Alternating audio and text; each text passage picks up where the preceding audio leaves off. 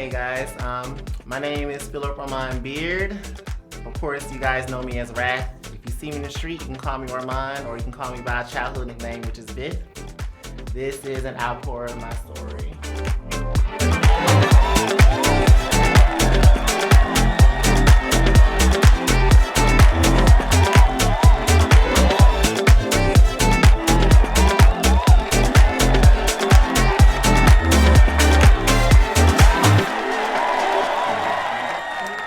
Alright, my coming out story. Let's start when I was born. So I'll never forget, my uncle told me this story when I came out of my mother's womb. He was like, you open your eyes and they were this light green color and we knew you were gonna be different. I was like, what is that supposed to mean? Anyways, fast forward to when I was 15, I was kind of forced to come out. At the time, I had my first sexual encounter, and of course it was with a guy. I wrote this letter to my best friend, because back in my day growing up, like writing letters was a thing. Something happened where this other girl told her that I was talking mess about her or something. Instead of her coming to me, asking me, she just got mad, blew up, and she gave the letter to my mom.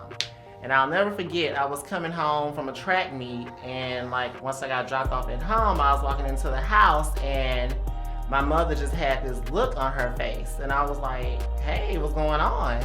She was like, what is this? Are you gay? And I was like, she slapped me. My brother got mad. Like, I had to leave the house and I ain't gonna stay with my aunt. She kind of disowned me for a couple of years, pretty much until I graduated high school and was off to college. I mean, I'll never forget the second counseling session I had with the therapist. She was like, you're gay. I was like, yes. She was like, you know you're gay. I was like, yes. She's like, your mother's making you do this, right? I was like, yeah. So she was like, okay, well, we're gonna take this in a different direction. We're just gonna help you get some coping skills to deal with this situation.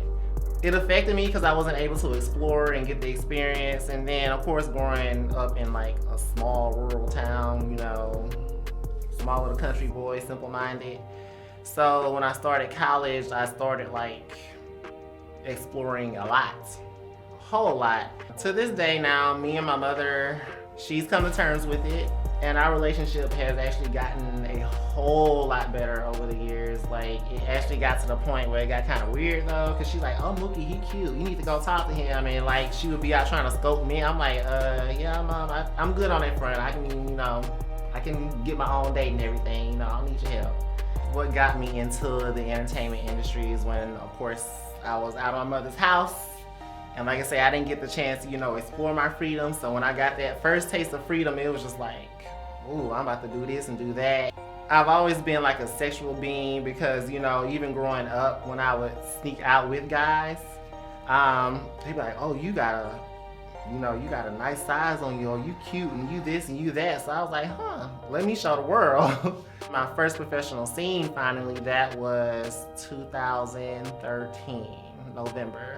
And like, when I got there, honestly, I wasn't really nervous at all. The only thing I was nervous about was like, how am I actually gonna look on camera?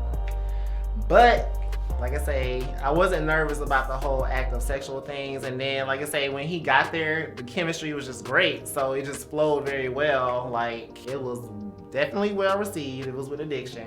And everybody was just like, who is this rap kid? And I'm like, yep, that's me. Mind you, I wasn't a spring chicken. I was like 28 when that scene happened. Of course, the one part of the scene that everybody just still loves is like when, you know, he was giving me head and I was giving myself head with him. Because, you know, at the time I could do it. So, well, there was this one scene I was shooting. I was supposed to be the bottom. It got scrapped completely because the guy, the other party I was supposed to be doing this scene with, made the excuse, he couldn't get it up. But he made the excuse that I was too femme or soft or whatever. I found out later on, it turns out, because this particular person now, he was only seen as a top, but now when you see him, he does it all, flip fucking all that. But come to find out, he saw the size of my, member, and he pretty much wanted me to fuck him instead, but since, you know, I seemed soft and all that, he didn't like want to go through with it. At the same time, it wasn't actually about me trying to make a lot of money with this. It was just me because I like having sex, I like enjoying it, and I like having sex with a variety of people. Whites, blacks, Asians, Pakistani, Latino, you name it. I done pretty much had them all. It's just fun for me. Granted, I'm making a little change on the side, but the thing is, it's just like, I have a regular 9-to-5 with a 401k retirement plan and benefits and all that. So this is just fun and making a little extra money. I definitely feel like OnlyFans is like a platform for anyone, because now these days you have a fetish for anything. Like, I've seen a dude that pays people to let him tie them up and tickle them. Yeah, my first sexual experience with a woman, well, it wasn't even a woman, it was actually a trans man. And I'll never forget, I was at a bathhouse in Chicago, and he walked into my room and he was like, "Hey, how you doing?" I'm like, "I'm good, how are you?" And he was like, "You ever had sex with a trans man?" I said, "A trans man?" I'm like, "What is that?" And he was like, "I have a second hole." I was like, "A second hole?" I was like, "Okay." And so he was like, put my hand under his towel, and that's when I was like, "Oh, okay." He was like, "Okay, you want to try it?" I was like, "Sure." So I tried it, and then I think that pretty much just like opened the floodgates to everything, because it got to the point I was like, "Oh, this is actually not bad," because you know the saying, "Don't knock it till you try it." My experience in a bathhouse again, this guy was just like, "Hey, what's up?" And he bent over, and then he was like, "Just stick your finger in." I was like, "Okay." And he was like, "Go ahead, put another." I was like, "Okay." And then I just kept going to, you know, all this was in there, and I ain't gonna lie, it kind of freaked me out. I was like, and I left the first time, but then, I don't know, after about a month or two, I came back to it. I was like, it was actually...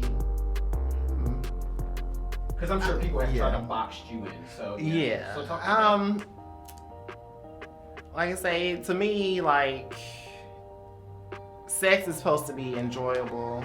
It's supposed to be fun. You're supposed to be free with it. You're supposed to just be able to try everything and like not get boxed in, because like if you get boxed in, then it's almost like you don't know what you're missing out on.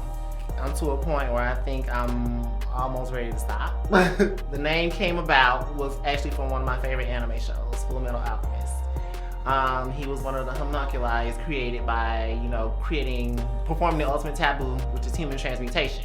However, Wrath was one of them that I guess you could say I quote unquote identified with, because he was one of those that was like, he was supposed to be bad and he tried to fit in with the others, but deep down inside he was just really, really good, and it took him a while just, you know, to like branch off, you know, do his own thing, become his own person. And yeah, I identified with him, and I was like, oh, and I was going through this phase like, I'm disowning the human race, I'm a homunculus and all this. Even got the tattoo. Alright, so if I could go back in time to my younger self and give one piece of advice to myself, like, no matter what you do, just try to find validation within yourself. Don't look for it in other people. Like, become your own person. My name is Philip Ramon Beard. You all know me as Wrath, and that's what you can call me. And this is my story, and I'm sticking to it.